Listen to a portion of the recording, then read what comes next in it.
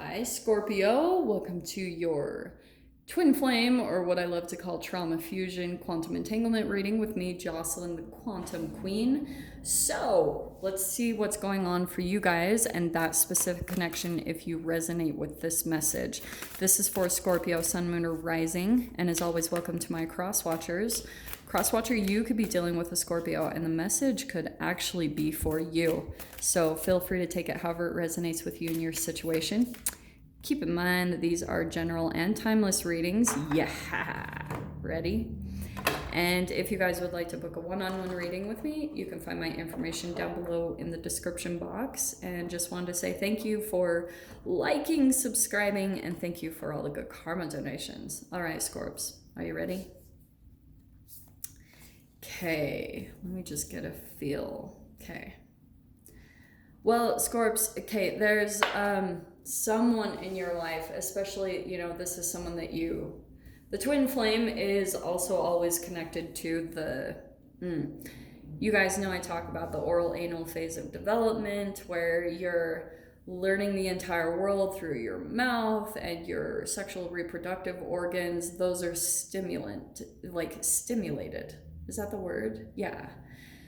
So when you are dealing with that, that's why I'm talking about the Ace of Wands. So some of you guys could be learning more about your, that part of your journey, any type of shame you have based around your sexuality through this connection. That is going to play out in a million different ways for you guys, just depending on what you grew up with in your family, any type of trauma that's been passed down through the family line. So that's all going to take into effect. But this is where I feel like, okay, Ace of Wands with the Seven of Pentacles. You have, this has been a really long process, you and this person that you've been dealing with. You could be dealing with an actual emperor, someone that you feel like is a little bit stubborn, and maybe that's part of the entanglement. When you come around this person, Scorps, it causes you to also be very stubborn yourself. And that's what also might confuse you a little bit. Sorry, I'm just all over the place. Because this is what I feel like with the Tower. This is very unexpected, right? But I feel like it just happens when you come into the entanglement with this specific person. It's like all of a sudden you're triggered and you have to go through this long process of being really patient with them, and at times it makes you become really stubborn as well, because you're just you guys both get pulled into your shadow when you deal with one another. And then because what happened between the two of you with the Ace of Wands, it could be that you started out your relationship in a very passionate way, possibly a bit too quickly. And it caused you to, just the lack of boundaries, it caused you to pull into each other's shadow, or the unhealed aspects of both of you. Does that make sense? So that's why when we're talking about both of these, it's a flip of the switch. All of a sudden, this is that holographic, the quantum physics, time and space don't exist. So all of a sudden, you're going back to that time in your life where you were dealing with someone else that was more authoritative, or they were my way or the highway. This is what you have to do just because. And you were like, what? So Tower, it's you just unexpectedly pull back into that time. This is such an interesting read. I was not expecting it to go in that direction. So let's see what else comes out here, okay? Scorpio. Oh, and that's a part of it too. So part of the entanglement, Scorpio, those fell out on the floor and I gotta grab them. So part of the entanglement, like I said, a lot of the times maybe you're just really calm and peaceful, and you're chill, and when you come around certain people, you're just yeah, things are really great. But there's one specific person in your life. This is a part of the trauma bond that I'm talking to you guys about, that's going to pull into your shadow part, okay? Okay. Sorry, hold on, guys. I'm having issues. My pants are too baggy for rolling wheels. They're rolling over my pants. Okay. Sorry, guys. I'm struggling over here. Okay, so what popped out, I'm going to show you all these cards that popped out, okay? You have got, that's what I was talking about. Okay, the Knight of Wands is where it pulls you into that back and forth energy, and that's the triggering. It can cause you to be really reactive, and then you're like, you lose a bit of consciousness in that moment because you're losing some of your awareness, and because the emotions are coming up and becoming a bit too intense, then boom, the High Priestess card, this is well-controlled emotions.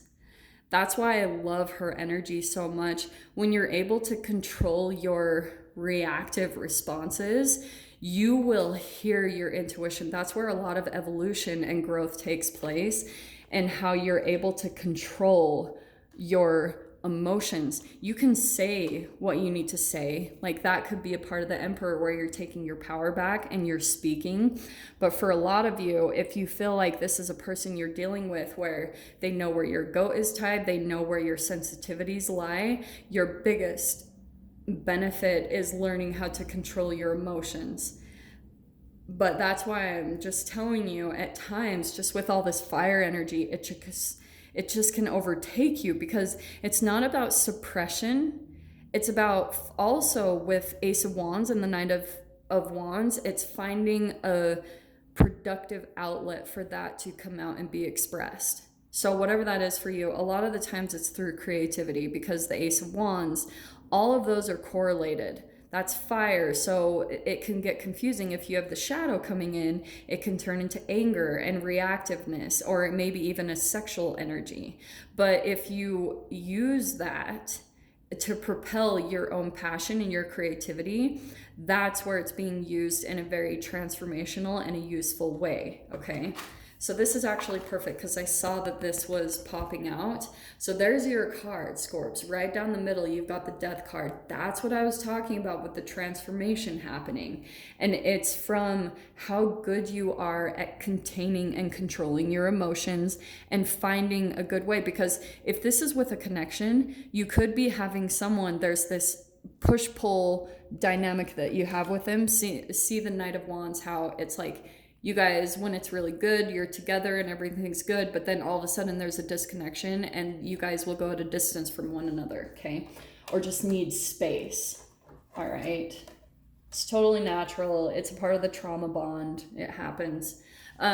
Transformation is taking place through your ability to control your emotions. So that's pretty much what I wanted to say from it. I'm not gonna lie though, some of you are considering walking away, because we've got the Eight of Cups, and you could be thinking about actually putting an end to this, because I'll tell you guys, with the Death card, that's what's happening for the collective. It's like our mortality is, and I know I've talked about this before, but whenever death happens, it makes you so much more aware of mortality and the things that are important to you in your life. And so maybe you're not actually walking away from this person, but the thing that you're ultimately walking away from is just anything that's bringing you disappointment or dissatisfaction. Maybe that's your own patterns and habits. And for some of you, you're at this decision point where you're actually deciding if you want to walk away from a person. Because intuitively, that's why I'm saying try to control your emotions, because your intuition is trying to communicate with you on how to do this, like the proper way that's going to be individual for all of you, whether that's leaving a person behind or just whatever this is for you guys. But you've got the Eight of Pentacles. So this is where I feel like for some of you, you're caught in a bit of a situation where you are a little bit having to work hard, or you're just worried about resources being able to support you enough to make a transformation or walk away. And that's where I feel as though use what you have, okay? That's always the Eight of Pentacles energy. It's like budget, plan, take care of things, start like putting that into action on how you can make this transformation happen for yourself. And your intuition, like I said, it will guide you so much, but it's your job to control that impulsive reactiveness so you can hear this. So Scorps, I'm going to dive into the extended with this. So if you guys want to join me over there, definitely feel free. Go down below, click on the Vimeo link, and I'll see you over there. But Scorpio, if this is where we leave things, I'm sending you guys so much love, wishing you all the very best, and I'll see you in your next reading. Take care.